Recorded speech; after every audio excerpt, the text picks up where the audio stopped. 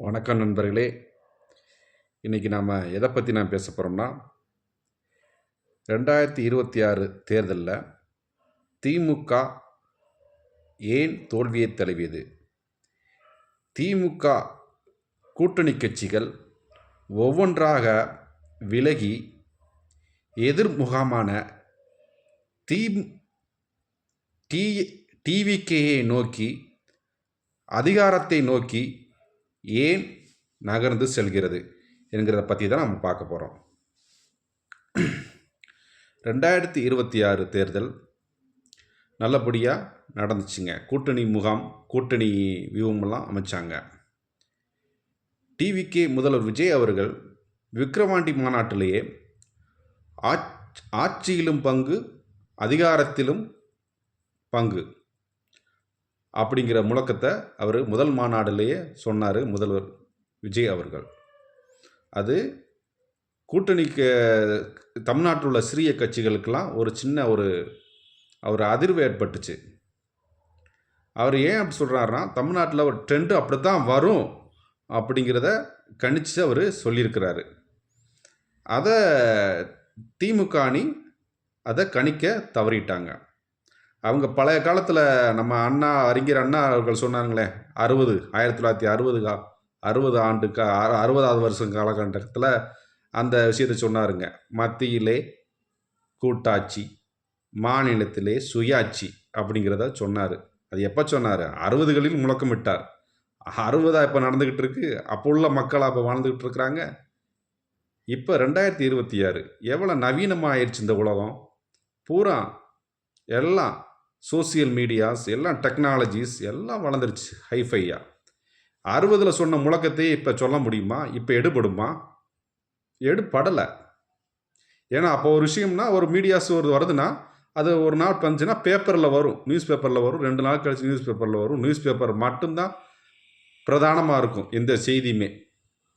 இப்போ அப்படி இல்லை.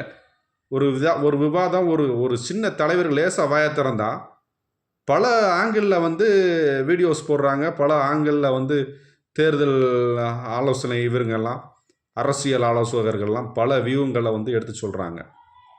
அரசியல் ஆலோசகர்லாம் அந்த மாதிரி அரசியல் தெளிவு இந்த இப்போ நவீன காலத்தில் ஈஸியாக பாமரனுக்கும் தெரிஞ்சிருச்சுங்க. விழிப்படைஞ்சிட்டாங்க. எல்லாம் கைக்குள்ளே வந்துருச்சு. எல்லாம் மொபைல் ஃபோன் மூலமாக, 5G டெக்னாலஜி மூலமாக எல்லாம் வீடியோஸ் மூலமாக எல்லாம் அக்கு வேற ஆணி வேற எல்லாமே சொல்லிடுறாங்க. நாட்டினுடைய நடப்பு, அரசியலினுடைய நகர்வுகளை பற்றி. நம்ம பழைய காலம் இப்போ ஒத்து வராது. அப்போ நம்ம பழைய முதல்வர் என்ன சொன்னார்? அது சாத்தியம் இல்லைன்னு சொன்னார். மத்தியிலே கூட்டாட்சி, மாநிலத்தில் சுயாட்சி. இங்கே அப்படி கிடையாதுங்க, அப்படி இருக்க வாய்ப்பே இல்லைன்னு சொன்னார். அது தவறாயிடுச்சு. அது ஒரு காரணம். அப்புறம் கூட்டணி சீட்டுகள் அலோகேஷன் பண்ணாங்க. கிட்டத்தட்ட திமுகவுடைய தோழமை கட்சிகள் காங்கிரஸ், விசிகே, சிபிஐ, சிபிஎம், ஐயுஎம்ஏ, பல கூட்டணி கட்சிகள் கிட்டத்தட்ட ஒரு 10-15 ஆண்டுகளாகவே கூட இருக்கிறாங்க. இந்த அரசுக்கு பக்கபலமாக இருக்கிறாங்க. ஒவ்வொரு விஷயங்கள்லையுமே இவங்க பக்கபலமாக இருந்து அரசுக்கு துணையாக நிற்கிறாங்க. இவங்க மூலமாக தான் பல தேர்தல்களை சந்தித்து திமுக அணி மெகா வெற்றியப்படுறாங்க. 2021 சட்டசபை தேர்தல், அப்புறம் பார்லிமெண்ட் தேர்தல், உள்ளாட்சி தேர்தல், இப்படி அனைத்து தேர்தலும் மெகா வெற்றி அடைகிறாங்க இந்த பலமான கூட்டணினால. ஆனால் அந்த கூட்டணி என்ன ஆகுது? கூட்டணிக்கு சீட்டு அலோகேஷன் பண்ணுறாங்க. அலோகேஷன் பண்ணும்போதே நிறையா முரண்பாடுகள், பிரச்சனைகள் உருவாகிடுதுங்க. கூட்டாட்சின்னு சொல்லி அவங்க விஜய் அவர்கள் சொல்லிட்டாருங்க. இவங்க அது சாத்தியம் இல்லைன்னு சொல்லும் போதே அப்பயே முரண்பாடு ஏற்பட்டுருச்சு. ஏன்னா தேர்தல் வியூ இப்படி தான் போகுங்கிறத கணிக்கிறாங்க முன்னாடி. இப்போ புதுசாக வந்த புது வரவுகள் அப்பயே அங்கே முரண்பாடு ஏற்பட்டுருச்சு. அப்போ சீட் அலோகேஷன் பண்ணும்போது அப்புறம் திடீர்னு புதுசாக திமுக அணியில் தேமுதிக அப்படிங்கிற அணியை உள்ளே கொண்டு வராங்க.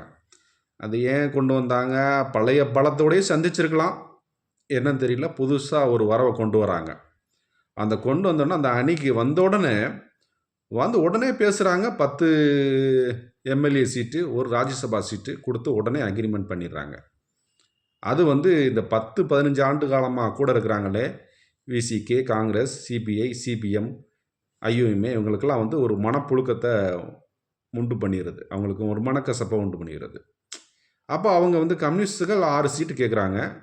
ஆனால் 5 சீட்டு தான் கொடுக்க முடியுது. அவங்க ஒரு சீட்டுக்கு கடைசி வரைக்கும் சிபிஐ போராடுறாங்க ஒரு சீட்டுக்காக. ஆனால் கடைசி வரைக்கும் அவங்களால கொடுக்க முடியல. அதேமாரி விசிகே பார்ட்டிஸ் வந்து 12 சீட்டு கேட்குறாங்க. கடைசியாக 10 வராங்க. 10ம் கொடுக்காம கடைசியாக 8ல் முடிக்கிறாங்க. அது அவங்களுக்கு பெரிய மனக்கஷ்டம், மனக்குழப்பமாயிருது. தொண்டர்கள் மத்தியில் ஒரு தாக்கத்தை, ஒரு ஒற்றுமையை ஏற்படுத்தலை. கூட்டணி பலம் வந்து ஒற்றுமையாக செயல்பட முடியாமல் போயிடுச்சுங்க. இப்படி ஒவ்வொரு விஷயங்களால இது வந்து திறன்பட அவங்க கேட்டதை கொடுத்துருக்கலாம்.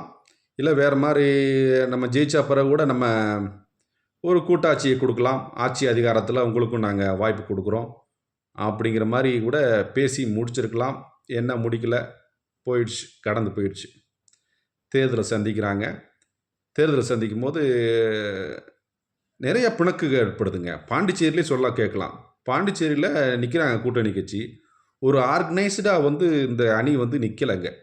அங்கே ஆளாளுக்கு சீட்டை போட்டு ஆளாளுக்கு நிற்கிறாங்க. காங்கிரஸ் ஒரு தனியாக நிற்கிது, டிஎம்கே தனியாக நிற்கிது, விசிகே தனியாக நிற்கிது. அப்புறம் எங்கெங்கே ஒற்றுமை இருக்கும்? ஒற்றுமையில் ஆளாளுக்கு கேண்டிடேட்டை போட்டு அங்கே பாண்டிச்சேரியில் தேர்தலை சந்திக்கிறாங்க. தமிழ்நாட்டில் அந்த மாதிரி தான் சின்ன சின்ன பிணுக்குகள் இருந்துச்சு. காட்டுமன்னார் கோயிலில் நம்ம விசிகே தலைவர் திருமாவளவன் அண்ணன் அவர்கள் நிற்கிறேன்னு சொல்லி அவர் முயற்சிடுறாரு. அப்புறம் கடைசி நேரத்தில் என்ன ஒரு அழுத்தமோ தெரியல, பின்வாங்குறாங்க. அங்கே ஒரு பிணக்கு ஏற்பட்டுருச்சு.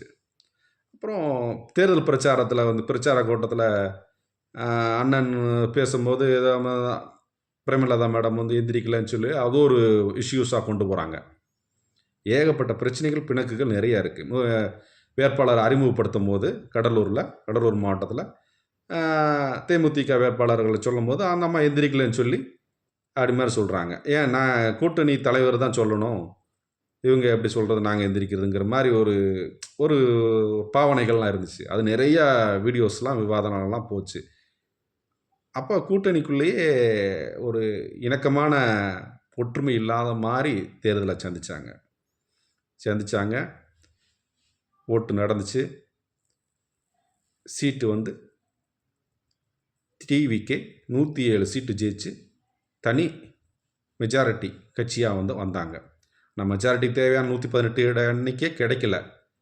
ஆனால் போட்டி போட்ட கட்சியிலேயே அதிகமான சீட்டுகளை பெற்று வெற்றி அடைஞ்சாங்க.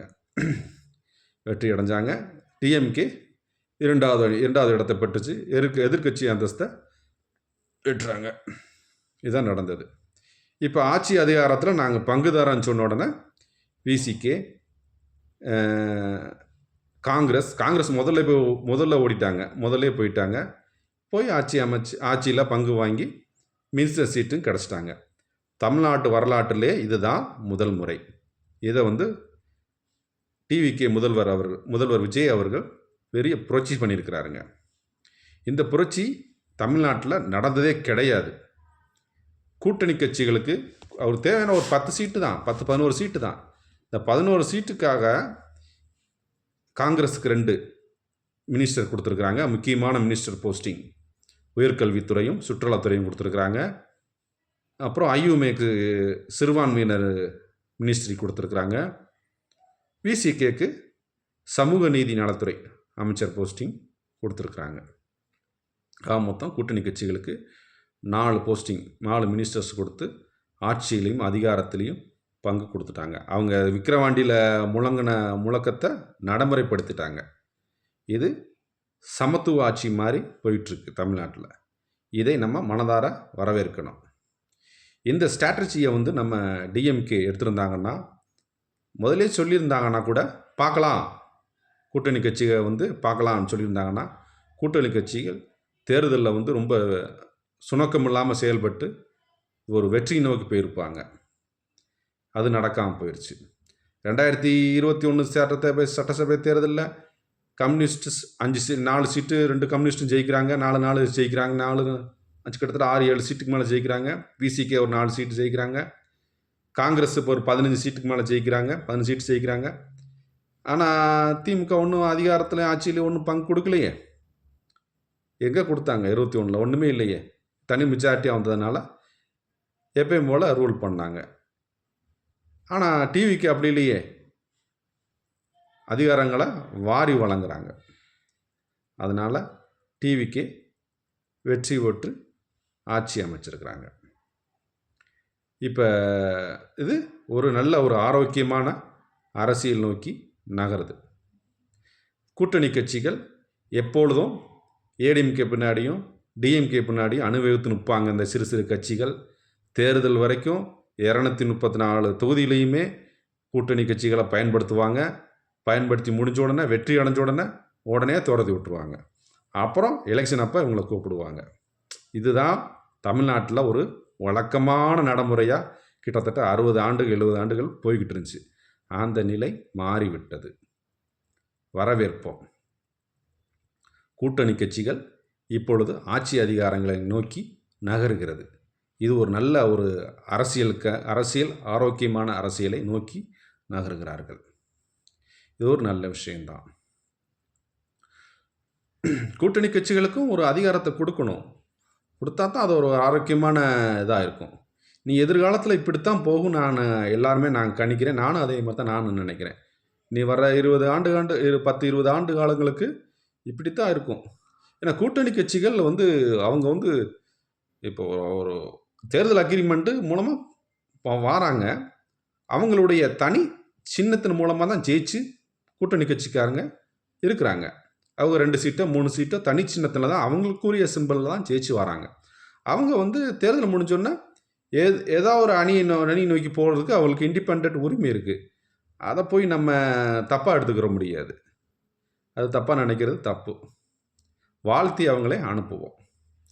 இதுதான் திமுக அணி தோல்வி அடைஞ்சதுக்கான காரணங்கள். டிவிக்கு சக்ஸஸ் ஃபார்முலாவை கையாண்டு வெற்றி அடைஞ்சு 2026 முதலமைச்சராக திரு விஜய் அவர்கள் பதவியேற்றுவிட்டார்.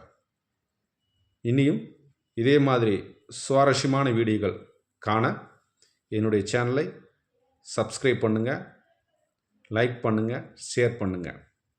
நன்றி, வணக்கம் நண்பர்களே. வாழ்க ஜனநாயகம். நன்றி, வணக்கம்.